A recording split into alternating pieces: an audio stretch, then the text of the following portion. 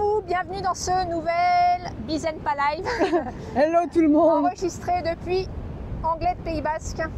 Alors je vais tenir la pêche pendant une demi-heure, donc m'en voulez pas si à un moment c'est tremblotant, hein, parce que voilà, je passerai la perche à Claudia. C'est toi qui as décidé de le faire en marchant, donc t'assumes. C'est vrai, mais j'aime bien marcher. En fait, moi le mouvement, ça m'a toujours inspiré et ça m'a toujours donné des idées. Et là, on avait envie de vous faire un Bizenpa Live un peu improvisé sur un sujet qui nous touche quand même, qui est celui de est-ce que tu es un alien ou une alien pour ton entourage par rapport à l'alien flaque d'eau pour ta vie en fait, dans ta vie d'entrepreneur entre guillemets. Peut-être que tu as décidé d'être à ton compte, de développer ton activité, de te reconvertir et ton entourage il voit ça d'un œil un peu bizarre parce que tu n'as plus du tout la même vie qu'avant, ce qui va peut-être refaçonner ton entourage un peu, ce qui va peut-être refaçonner aussi les relations parce que forcément tu parleras plus des mêmes sujets, tu n'auras plus forcément le même rythme que les autres. Donc parfois ça peut nous mettre un peu à part et on voudrait parler de ce sujet et comment nous on l'appréhende et comment on le vit.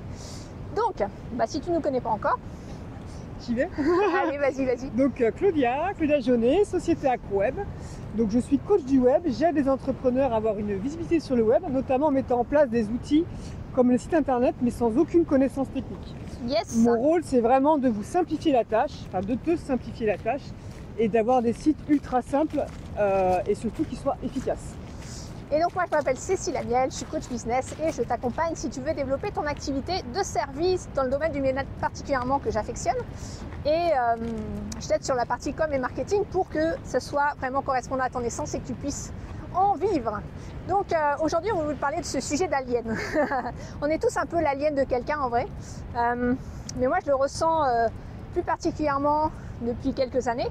Et quand tu es entrepreneur, finalement, tu es une catégorie un peu à part. Ah, il y a un monsieur qui dit bonjour, alors on va lui dire, non, il est où? Trop tard. Il faisait un petit wave. Sur la plage? Ouais, on peut aller sur la plage, allez. Et en fait, ça m'a perturbée. Et en fait, ouais, le côté alien, c'est quand tu es entrepreneur, tu n'as plus le même rythme qu'avant, en fait. Hein. Clairement, moi j'ai été longtemps, je vivais avec un salarié, d'accord, j'ai été salarié pendant très longtemps. Et au moment où j'ai commencé à créer mon entreprise, finalement, tu n'as plus la même. Par exemple, les week-ends, pour moi, je continue à travailler les week-ends. Pour moi, un week-end, sauf si je décide de faire une vraie coupure et de dire ce week-end-là, c'est un week-end. Mais mon week-end, ça peut être un jour de semaine ou ça peut être. Il ne faut pas se mentir. Y a beaucoup de travail quand même quand on est entrepreneur et on va essayer d'aller plus par là parce que moi je m'enfonce. C'est pas une bonne idée la plage. Si, il y a du sable dur sur la plage ici. Et du coup quelque part, tu n'as plus le même rythme que la plupart des gens. La plupart des gens, ils vont au travail, ceux qui sont salariés en tout cas, ils vont au travail, je sais pas, 8-9 heures. Oui, ils ont plutôt des horaires fixes, des plages horaires fixes. C'est ça, il y a ma maman qui m'appelle. Donc on n'a plus les mêmes horaires que la plupart des gens. Hein.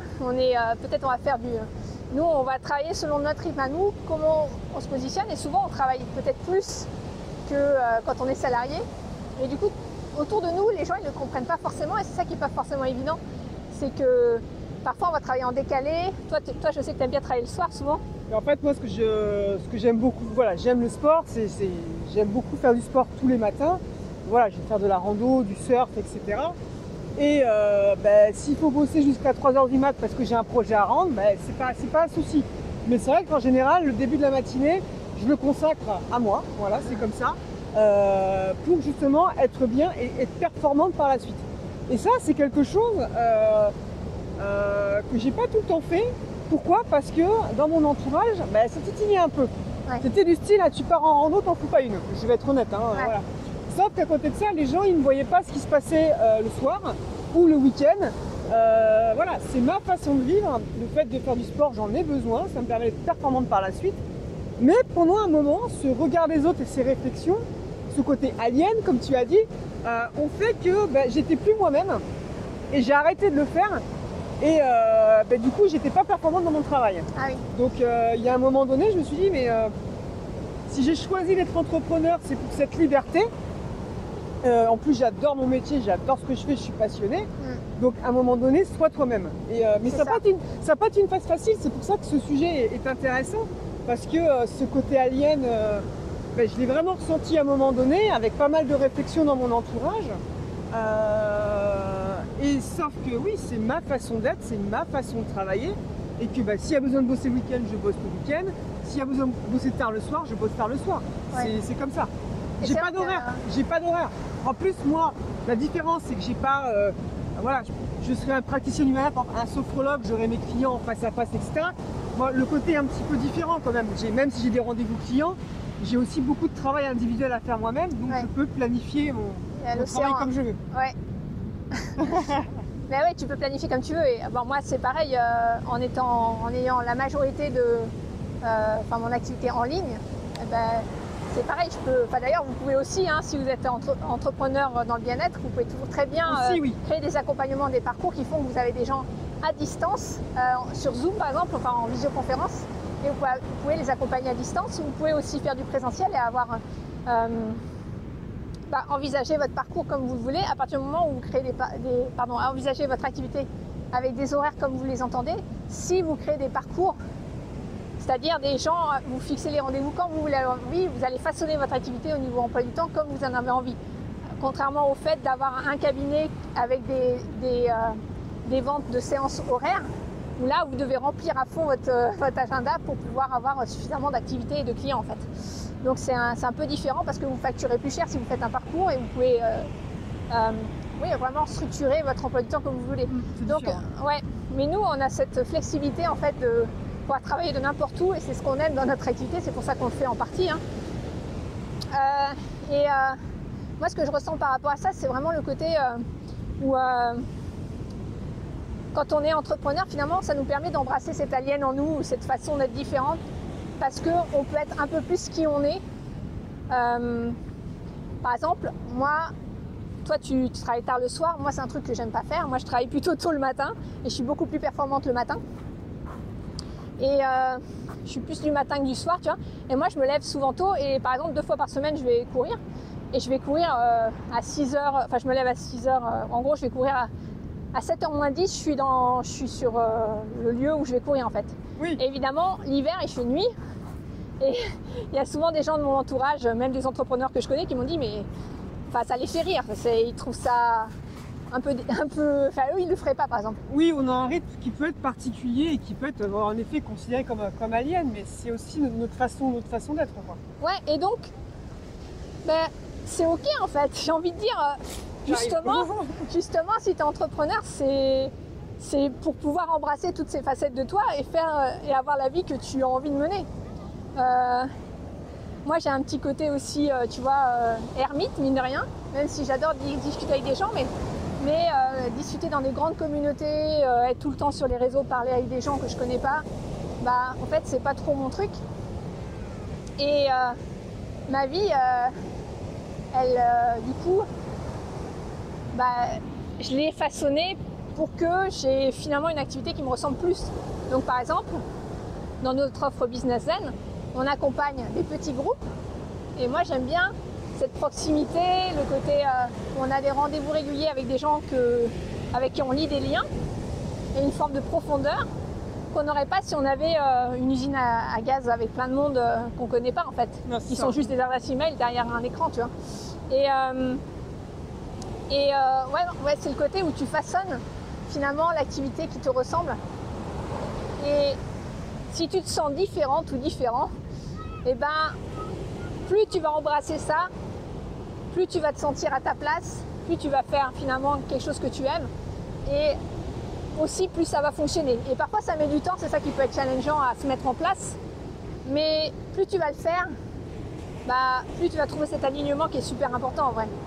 Donc, je crois qu'il faut accepter de ne pas rentrer dans les cases et c'est vrai que ça m'a vraiment fait drôle quand tu m'as proposé ce sujet des aliens pour notre Business Live, enfin qui est en presque live aujourd'hui, mais parce que je me suis vraiment retrouvée là-dedans et je pense qu'à un moment donné, en discutant aussi avec d'autres entrepreneurs, on veut trop entre guillemets dans la norme, dans les cases, et du coup on n'est pas forcément nous à 100%. Et du coup, derrière, c'est pas aligné, donc entre guillemets, ça ne fonctionne pas. Ouais. Et tant que tu n'as pas pris conscience que tu as le droit d'être toi-même, et tu as le droit, voilà, et Et entrepreneur, il y a des contraintes, mais il y a aussi, surtout, je trouve, cette liberté. Cette liberté, voilà, de planifier ton entreprise comme tu veux, etc. On va juste marcher un peu par là, parce que j'ai pas envie de me faire mouiller les pieds. Oui, parce que l'océan est tout proche, là. Voilà. Et je pense que c'est ça, il faut vraiment avoir conscience qu'on a le droit d'être nous-mêmes et de pas forcément faire comme tout le monde. Voilà. Et à partir du moment où on a compris ça, eh ben, ça va aussi s'aligner avec le reste. Alors, on va pouvoir faire des offres aussi qui vont nous ressembler nous, et c'est tout notre business qui va en découler. Est-ce que toi, t'as constaté en étant plus toi-même finalement qu'il y a des gens qui se sont écartés de toi, ou volontairement tu les as écartés de toi? Qu'est-ce qui s'est passé en fait? Ah non, mais moi il y a clairement des gens qui se sont écartés de moi, il y a aussi des gens qu'on a personnellement écartés aussi, qui rentraient plus dans notre façon d'être. Et c'est surtout ces gens-là qui ont critiqué ma façon de travailler, ma façon d'être. Après, je veux dire, comment expliquer, il y aura... Je prends l'exemple d'un entrepreneur que j'aime bien, et c'est ce qu'il disait, la première vidéo qu'il a fait, Anthony Neveu, il s'est fait critiquer comme il n'y a pas. Et c'est dur, c'était sa première vidéo. Bon, aujourd'hui, c'est un mec qui est un des entrepreneurs français qui a vraiment réussi. Et c'est vrai qu'il te le dit. Et comme beaucoup, la critique, elle fait partie entre guillemets du jeu. Malheureusement, il y aura toujours des personnes qui nous aimeraient pas. Enfin, c'est ça. Ça peut être toujours partout. Et c'est ce que j'explique à ma fille. Tu as toujours des bons et des mauvais. Et tu as des personnes qui vont t'aimer, des personnes qui vont pas t'aimer. Et ça, que tu sois enfant adulte, que ce soit salarié ou entrepreneur, ce sera toujours pareil. On a aussi, moi, en milieu salarié, des personnes qui m'aimaient, des personnes qui m'aimaient pas. Et ça, c'est humain. Mais si on s'arrête à ça, malheureusement, on se bloque et on n'est pas qui on est. Et du coup, ça ne matche pas, quoi. Oui, après, ça demande de traverser effectivement des peurs, la peur du rejet, la peur d'être critiqué. Oui, la peur du regard des autres qui est très forte. La peur du regard des autres, ça c'est sûr que c'est une peur difficile quand on se lance, c'est particulièrement prégnant. Après, on commence à s'habituer. On dit souvent que quand tu n'es pas critiqué, d'ailleurs, c'est que tu n'as pas justement exprimé vraiment qui tu es. Parce que, ou t'as pas suffisamment. Parce que si tu essaies d'être trop lisse, entre guillemets, plaire à tout le monde, en fait, on dit souvent que tu n'auras pas le succès que finalement tu devrais avoir parce que tu n'as pas embrassé ton authenticité et finalement partagé ton point de vue sur ce que tu as envie de diffuser, etc. Il y a un chien tout mouillé là. Tout mouillé qui... Voilà. J'ai loupé. Ouais, puis c'est surtout... le chien m'a perturbé, je sais plus ce que je voulais dire moi aussi. Oui, t'as pas embrassé, je disais, toute ton authenticité, si communiquer de manière... sur ce que tu as vraiment envie de diffuser dans le monde en fait. Tant que tu n'as pas fait ça, tu n'auras pas d'ennemis entre guillemets, enfin des ennemis c'est façon de parler parce qu'ils ne vont pas te fusiller sur place, mais parfois les critiques ça peut être ressenti comme une fusillade justement. Et personnellement j'ai pas dû embrasser assez parce que je suis pas énormément critiquée. Mais vous n'êtes pas obligé de commencer aujourd'hui avec cette vidéo. C'est ça. Non mais c'est vrai que de plus en plus moi j'ose exprimer mon point de vue. Avant, je le faisais pas. Pourquoi? Parce que je me disais, ça, c'est déjà été dit, tu vois. Il y a déjà plein de gens qui parlaient de ce sujet. Ce sujet-là. Ils pensent, certains pensaient la même chose que moi, donc je me dis, c'est voilà. Donc j'ai pas besoin de le dire, tu vois. Oui, sauf qu'on s'exprime différemment. Et c'est pareil. Ce qui se passe aussi, c'est que tu as une personnalité, tu as un savoir, et tu as tout ça, tu as une connaissance, une expérience. Et tout se mélange. Si tu réussis vraiment à être qui tu es et dans le message que tu vas faire passer, que ce soit dans tes vidéos, dans tes posts LinkedIn, etc., dans ta communication, mais qu'est-ce qui va se passer? C'est qu'aussi tes clients, ils vont se reconnaître. Oui. Et ce qui va se passer aussi, moi je le remarque de plus en plus, c'est que plus tu vas t'ouvrir et plus tu vas être qui tu as envie d'être, tu vas attirer les clients que tu as envie d'attirer. Et tu ne vas pas attirer ceux que tu n'as pas envie d'avoir. Et ça, c'est sûr que ça fait une grosse différence parce qu'il y a des fois, tu as une typologie de clients que tu n'as pas envie, ça ne matche pas. Mais si tu n'es pas assez exprimé et que tu n'es pas assez ouvert et que tu ne dis pas qui tu es, ils ne vont pas savoir qui tu es, donc ils vont arriver aussi. Ouais. Et ça, je trouve que ça m'a fait vraiment une différence depuis quelques temps. Même. Oui, c'est ça. En fait, tu attires naturellement, il y a des gens qui résonnent avec ce que tu partages, donc souvent c'est lié à leurs valeurs qui sont communes avec les tiennes ou des ponts avec ton histoire, etc. Et c'est vrai que plus tu te montres, en fait, plus tu vas dire qui tu es, et du coup il y a des gens qui vont matcher et il y en a d'autres qui vont pas matcher, et c'est tout à fait ok.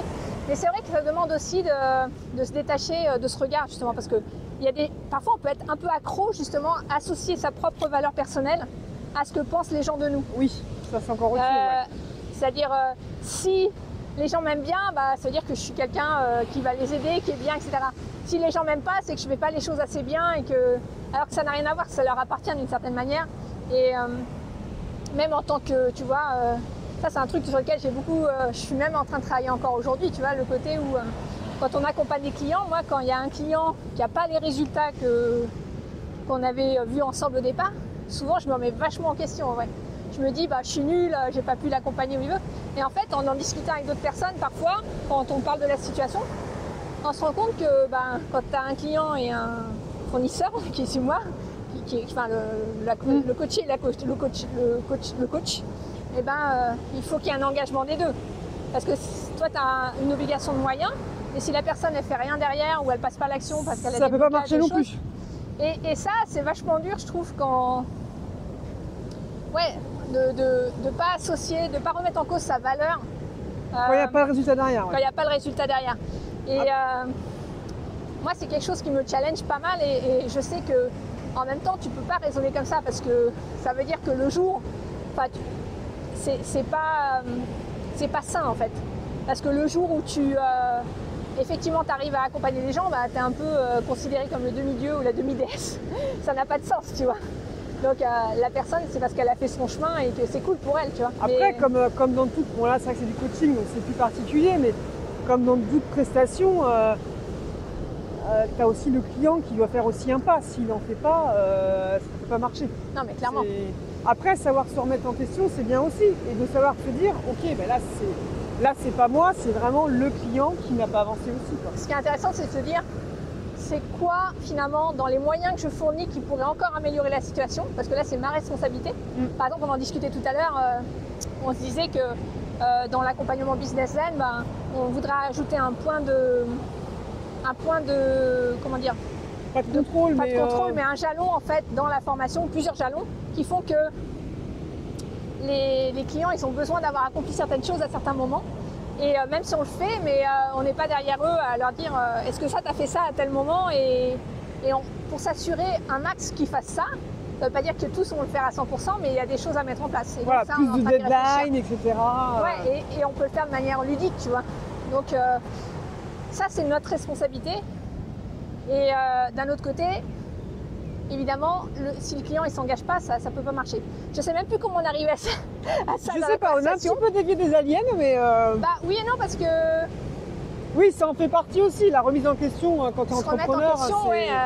Mais il faut aussi garder cette confiance en soi et pas tout laisser tomber parce que tu as un ou deux clients pour qui ça n'a pas fonctionné aussi, quoi. Ouais. C'est ça. C'est une illusion de penser que pour tous les clients, ça va fonctionner en vrai.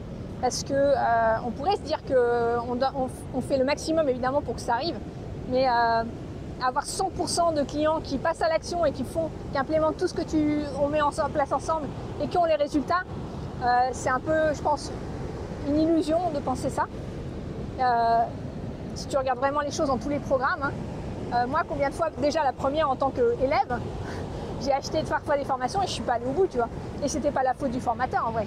C'était parce que, alors oui, il peut y avoir encore une fois des choses qui sont mises en place et qui font que tu vas réussir plus. Par exemple, le fait d'avoir ce qu'on appelle en anglais le accountability, de rendre des comptes, tu vois, ou de faire des choses en binôme, en trinôme pour aider, etc.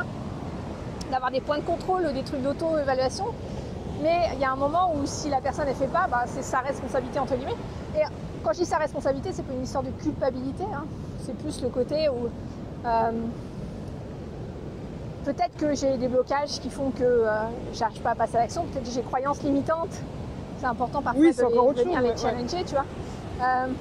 Mais c'est ça que j'adore dans l'entrepreneuriat, tu vois Claudia, c'est le côté où en fait on est tout le temps en évolution et en progrès. Et c'est vraiment un chemin de développement personnel. C'est pour ça que je dis qu'on est des aliens, parce qu'on façonne notre vie au fur et à mesure avec ce qu'on a envie d'y mettre dedans. Mais on est aussi confronté à des challenges et des obstacles qui font que ça nous fait grandir. Oui, Et par rapport à ça, des fois, au niveau de notre entreprise, on va pivoter. On va peut-être arrêter une offre pour en faire une autre. Oui. Et il y a aussi des fois ce regard des autres en disant mais qu'est-ce que tu fais à changer, qu'est-ce que tu fais ceci, pourquoi tu arrêtes cette formation, tu changes tout le temps d'avis. Il y a aussi ce côté-là, c'est que on a le droit, comme on évolue, on a aussi le droit de vouloir changer nos offres. Ouais. Moi, je te dis ça parce que j'ai eu ces remarques aussi. Et j'ai un entrepreneur à qui c'est arrivé, il avait une formation en ligne qui marchait très très bien. Elle marchait bien. Sauf qu'à un moment donné, il a évolué. Il a évolué dans sa façon d'être, dans son business, dans ses valeurs. Et là, on a le phare. Ah, vous avez le phare. Le phare de Biarritz. Et du coup, tout le monde disait, mais c'est n'importe quoi. Sauf que c'était Piolinelec ce qu'il voulait faire. Ouais. Donc, il avait envie de changer. Il a changé, il a remonté un autre business, il a arrêté l'autre. Forcément, ça a mis du temps parce que tu recommences pas tout de A à Z, mais bon, tu as quand même pas mal de choses à mettre en place. Ça a mis du temps à fonctionner, mais son nouveau business a fonctionné. Ouais. Et c'est pareil, il aurait écouté son entourage, il n'aurait pas changé de business. Et le problème, c'est qu'il n'aimait plus ce qu'il faisait. Donc il y a ça aussi, c'est en tant qu'entrepreneur, on a cette chance, pour moi c'est une chance de pouvoir évoluer, grandir et quelque part des fois faire un petit peu autre chose ou complètement, suivant les personnes. Ouais. Et de savoir, entre guillemets, il faut toujours écouter l'extérieur, mais de savoir dire non, c'est ce que je veux faire et je change quoi. Ouais, parfois on peut se planter aussi. Oui, parfois on peut se planter aussi, bien sûr, mais tu apprends toujours de tes erreurs, donc c'est pas franc. Moi je trouve que ce qui aide vraiment, c'est comment dire, moi ce qui m'aide en tout cas, c'est tout le travail que j'ai fait sur justement vers où j'ai envie d'aller, mais plus dans la vision absolue. Global, ça ne veut pas dire que je vais atteindre tout ce que je veux, mais le fait de l'avoir posé et d'avoir défini mes valeurs et ce que j'avais envie d'expérimenter, ça m'a donné une direction. Et après, que je mette, quand on a défini ce qu'on veut comme vision en fait globale, derrière on peut y mettre ce qu'on veut, on peut vendre ce qu'on veut en fait, du moment que c'est en alignement avec ça. Je te donne un exemple, moi, ma grande vision, je ne sais pas quelle est la tienne, mais moi ma grande vision c'est lié à mon histoire d'enfant qui s'est sentie différente, pas acceptée telle qu'elle était. En vrai, c'est moi qui ne m'acceptais pas telle que j'étais, en vrai. Mais je me sentais quand même différente dans le sens où j'aimais pas faire les mêmes choses que les petites filles de mon âge. J'étais plus à aller connecter à la nature, être dans les arbres, faire du vélo dehors, faire des activités plus garçon manqué entre guillemets. Quand les petites filles de mon âge, elles étaient plus à jouer à la poupée, enfin les trucs stéréotypes, mais ce qui est vrai. À l'époque en tout cas, et je me suis sentie différente et je me suis vraiment j'ai senti que être dans quelque chose de très conventionnel avec l'école, etc. et toutes les injonctions de la société où tu dois avoir un CDI, travailler, marier, avoir des enfants, etc. Même si je suis passée par toutes ces cases presque, c'était pas ce qui permettait de s'épanouir le plus et de vraiment embrasser qui on était. Et aujourd'hui, ma vision, c'est vraiment de faire en sorte que chaque enfant se sente libre d'être qui il est en fait et d'exprimer ce qu'il a envie d'exprimer. Et après, je suis passée par les parents finalement pour aider à faire ça, pour avoir une meilleure communication et aider les enfants finalement à être qui ils étaient. Et aujourd'hui, j'aide les adultes à faire ça, c'est-à-dire à trouver quelque part leur place parce que parfois... on a été des enfants parfois brimés ou des jeunes adultes brimés et on n'a pas toujours fait ce qu'on a eu envie de faire.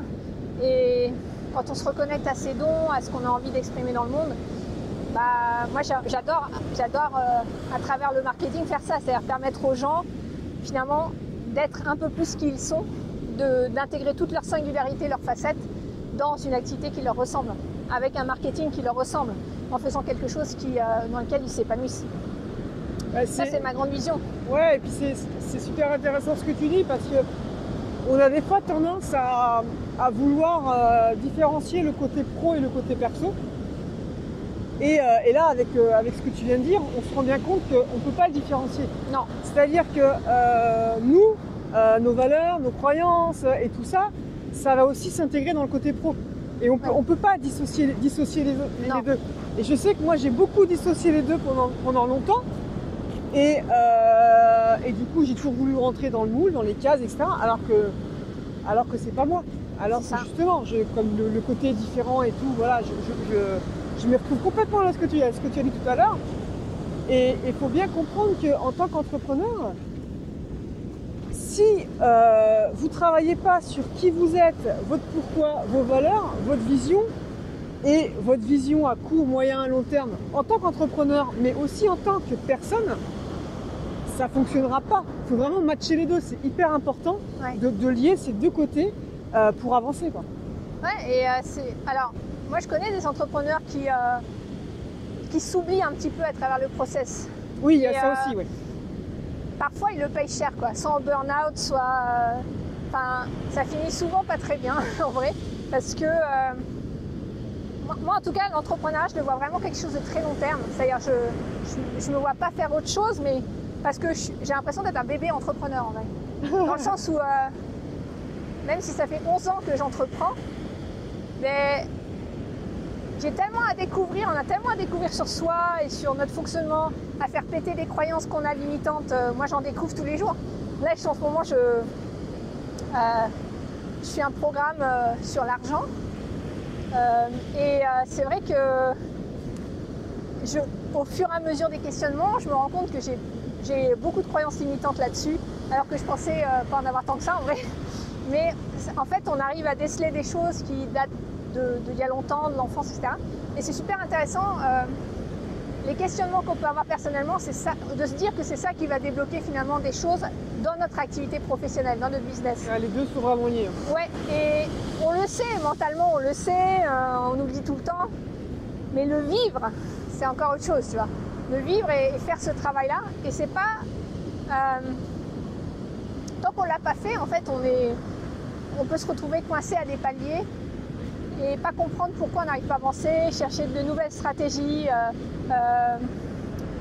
se dire que si ça ne fonctionne pas, c'est parce qu'on n'a pas la bonne méthode, ou parce qu'on n'a pas suivi la bonne formation, ou parce qu'on n'a pas appliqué les bonnes clés, etc. Alors qu'en vrai, c'est souvent une question d'énergie interne, de croyance, de peur derrière ça. Et tant qu'on n'a pas embrassé ça, en fait, voilà. C'est pour ça que ça nous aide à être un peu plus... certes l'alien de certaines personnes, mais un peu plus se retrouver en tant que personne authentique. Oui. C'est comme si on enlevait des couches, quoi. Moi, l'entrepreneuriat, en tout cas, ça me permet, de la même façon que le couple, tu vois. Le couple t'apprend énormément sur toi. Oui. L'entrepreneuriat, c'est un peu la même chose. C'est parce que tu es confronté à des problématiques, à une évolution finalement de ton activité, que tu t'es confronté à l'évolution de toi-même. Je trouve ça hyper passionnant. Et c'est vrai que si tu n'es pas prête ou prêt à faire ce chemin de connaissance de soi, de passer des caps, ça demande un peu de courage, hein, faut pas se le cacher. Et c'est difficile de réussir, je pense, dans l'entrepreneuriat. Enfin, je sais pas ce que tu en penses, mais... Oui, parce que c'est vrai que cette évolution peut faire peur aussi des fois. Ouais. Cette prise de conscience aussi peut faire peur. Ouais. Et des fois, il y a des choix à faire qui ne sont pas forcément évidents, que ce soit perso ou pro, pour que justement allier les deux et pour que ton business fonctionne. Et tu fais un demi-tour. Ah non, je regarde un peu le... Il n'y a pas de surfeur là. Non, il n'y a pas de surfeur. Aujourd'hui, c'est bizarre d'ailleurs. Ah, ça bouge un peu trop quand même. Ouais, ça bouge, et puis parce que peut-être on n'est pas le week-end aussi. Mais tiens, regarde, là on est sur la plage en train de tourner des vidéos. Il y a quand même plus difficile comme métier, non? C'est ça. Bon, après, il faut les monter, il faut les poster, voilà, il y a du boulot derrière. Ouais, les gens ne se rendent pas compte en vrai souvent du travail qu'il y a à faire. Oui, là on va me dire, t'as passé ta journée à la plage à tourner des vidéos. Oui, mais bon. C'est vrai. Mais en même temps, on l'a choisi, quoi. Oui, après c'est pas... On a choisi, en fait, ce qui est chouette, c'est d'embrasser les bénéfices et les contraintes de chaque activité. Parce que oui, il y a des contraintes, mais si tu veux avoir les bénéfices qui sont d'être libre de ton temps, de choisir qu'est-ce que tu fais de tes journées, comment tu les vis. Tu planifies. Enfin, moi, c'est vraiment la vie d'entrepreneur. C'est vraiment il y a des contraintes, c'est sûr, on va pas se le cacher. Mais moi, c'est cette liberté de gérer ma vie, perso et pro à la fois, comme je l'entends. Et ça n'a pas de prix. Ah, ça c'est un vrai luxe. C'est ce qui fait que on va pouvoir partir en voyage au bout du monde et continuer à bosser si on a envie depuis cet espace-là. C'est ça. De partir en pleine semaine faire des choses, etc. Ça c'est le côté bénéf. Mais le côté contrainte, c'est effectivement que peut-être tu bosses plus que d'autres. Peut-être que tu vas faire plus d'efforts sur certaines choses. Peut-être que parfois tu fais des choses que tu n'aimes pas trop faire. Par exemple, moi, tout l'aspect gestion, compta, etc., ça n'a jamais été oui, ma le passion, côté administratif et tout, mais t'as pas le choix, quoi. Bah, ça fait partie du jeu. Donc, soit tu veux rester dans le jeu le plus longtemps possible et tu le fais, soit tu choisis autre chose et tu n'as pas la contrainte. Mais voilà, ce qu'on voulait vous partager sur votre côté alien. Donc, en d'autres termes, c'est quoi? Embrasser votre côté alien et puis... Rester, accepter d'être vous-même et c'est une chance, quoi. C'est vraiment, vraiment une chance, ouais. Et donc, si vous avez aimé cette vidéo, on va essayer de ne pas se faire tremper les pieds, un petit pouce. Vous pouvez, si vous voulez, nous laisser un commentaire. N'hésitez pas, juste en dessous, nous laisser des commentaires. Ouais. Voilà, c'est quoi votre vision à vous, en fait? Quel alien vous êtes?